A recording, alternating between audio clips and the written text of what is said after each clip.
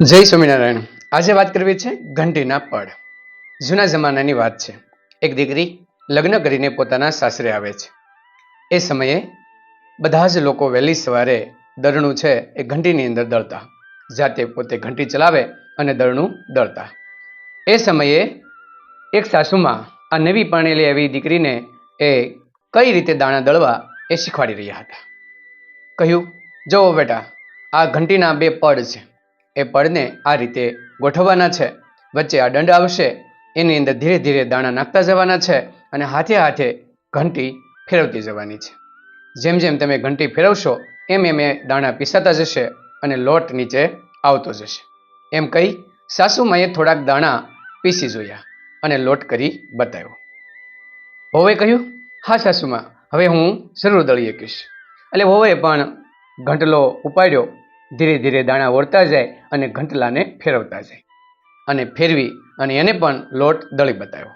સાસુમા એકદમ ખુશ થઈ ગયા અને સાસુમાએ કીધું કે લો, હવે હું તમને ઘંટી સાફ કરતા શીખવાડું।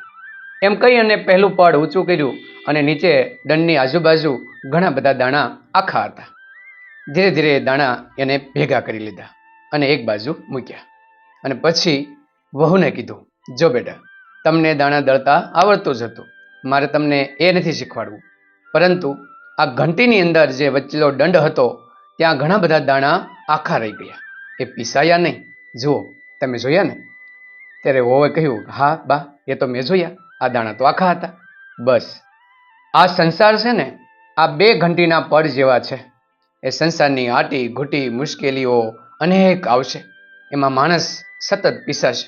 એ સાસુ હોય, વહુ હોય, દીકરો હોય, બાપ હોય, કોઈ પણ હોય, ઘણી બધી મુશ્કેલીમાંથી એને પસાર થવું પડશે।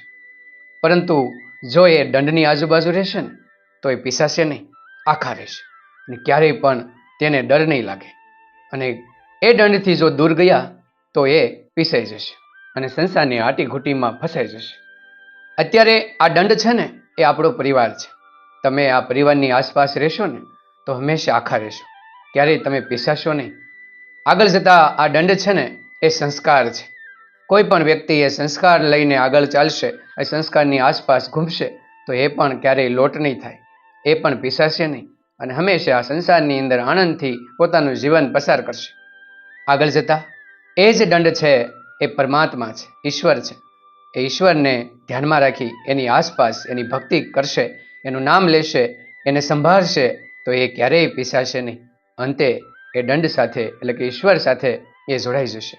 આમ ઘંટીના એ બંને પડ પણ સુંદર મજાનું ઉદાહરણ આપણને પૂરું પાડે છે। તો આપણે પણ એ પરિવાર રૂપી દંડ, એ સંસ્કાર રૂપી દંડ અને અંતે એ ઈશ્વર રૂપી દંડ સાથે જોડાયેલા રહીએ તો ક્યારેય પણ આપણે પીસાશું નહીં।